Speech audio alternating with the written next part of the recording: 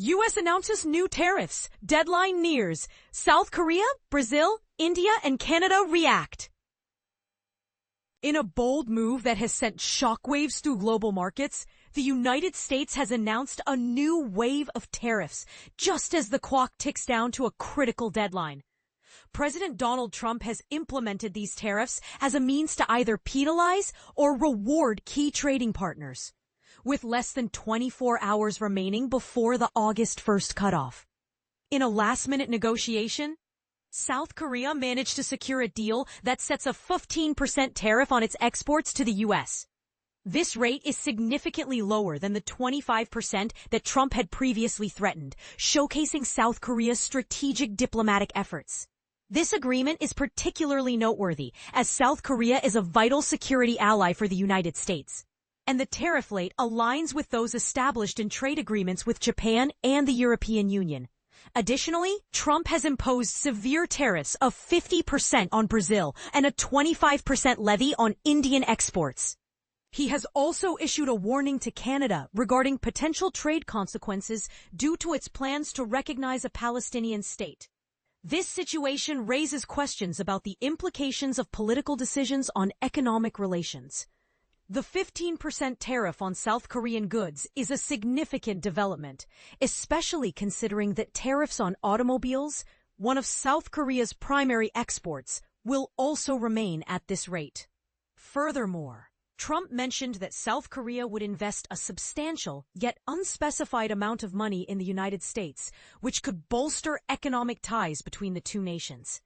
In a controversial twist, Trump has targeted Brazil not only with high tariffs, but also with sanctions against a judge involved in a trial concerning his political ally, Jair Bolsonaro, who faces accusations of attempting a coup in Brazil. Although the implementation of these tariffs has been postponed to August 6th, many products, including orange juice, civil aircraft, iron ore, and certain energy products, have been exempted from these steep levies. The situation with Canada is equally tense. Prime Minister Mark Carney's announcement to support Palestinian statehood at the upcoming UN General Assembly has drawn Trump's ire. He expressed his discontent on his Truth Social platform, stating that this move would complicate any potential trade agreements between the two countries. This raises an important question. How do political stances influence economic partnerships? In addition to these developments, Trump has also signed an order to impose previously threatened 50% tariffs on specific copper products and has ended a tariff exemption for low-value shipments from abroad. However, products like copper ores, concentrates, and cathodes have been excluded from these tariffs, providing some relief to the industry. As the deadline approached, Commerce Secretary Howard Lutnick revealed to Fox News that the U.S. had reached trade agreements with Cambodia and Thailand.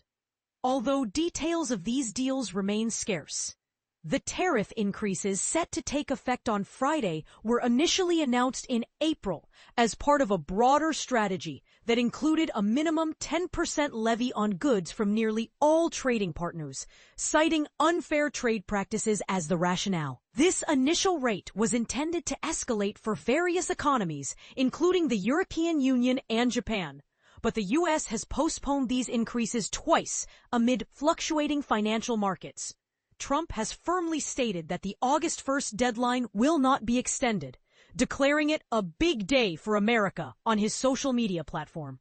So far, countries like Britain, Vietnam, Japan, Indonesia, the Philippines, the EU, and South Korea have managed to negotiate initial agreements with the U.S. to secure more favorable terms. Meanwhile, the ongoing trade tensions between the U.S. and China have led both nations to impose escalating tariffs on each other's goods. Although there are efforts underway to maintain a truce and keep duties at lower levels. While Trump has promised that these tariffs will lead to increased government revenue, economists caution that higher tariffs could contribute to rising inflation and hinder economic growth, potentially altering consumer behavior. Currently, consumers are facing the highest average effective tariff rate since the 1930s, according to a recent analysis by the Budget Lab at Yale University. Although the immediate impact on consumer prices has been minimal, analysts warn that this could change as businesses deplete their existing inventories and begin to pass on increased costs to consumers. What do you think about these developments? Are tariffs an effective tool for negotiating trade deals? Or do they ultimately harm the economy? Share your thoughts in the comments. Trump's tariff surprises, impact on global trade and India. In a bold move that has left global markets on edge, Donald Trump has sent shockwaves through the international trade landscape by announcing a series of unexpected tariff decisions just hours before a critical trade deadline. With tensions already running high, this latest development could reshape how countries interact economically with the United States, and not everyone is happy about it. On Wednesday evening, the U.S. President revealed sweeping tariffs targeting key trading partners, including some eyebrow-raising surprises. For instance, imports from South Korea will now face a 15% tariff, a figure deliberately aligned with the rate imposed on Japan in an earlier deal. But here's where things get controversial. India finds itself in the crosshairs of an even more aggressive measure. A staggering 25% tariff has been slapped on Indian goods entering the U.S., accompanied by sharp criticism from Trump regarding India's ties to Russia. He specifically called out Prime Minister Narendra Modi over the country's continued purchases of Russian energy and military equipment, effectively pushing one of America's strategic allies into a diplomatic corner. This isn't just about numbers on paper. These tariffs have real-world implications for businesses and consumers alike. Imagine you're a small business owner relying on affordable imported materials or products. If prices suddenly spike due to higher taxes at the border, your bottom line takes a hit. And guess what? That cost often trickles down to everyday shoppers who may see their favorite items become pricier overnight. But why target India so aggressively? Some analysts argue that Trump's decision reflects his broader strategy to pressure nations into aligning more closely with Western interests, particularly when it comes to countering China and Russia. Others, however, question whether such heavy-handed tactics might backfire, damaging relationships with crucial partners like India instead of strengthening them. After all, Modi's government has long positioned itself as a balancing force between East and West, and alienating New Delhi could complicate future negotiations. And this is the part most people miss. While tariffs are often framed as tools to protect domestic industries, they can also lead to unintended consequences. For example, foreign governments frequently retaliate by imposing their own tariffs on U.S. exports, which can hurt American farmers and manufacturers.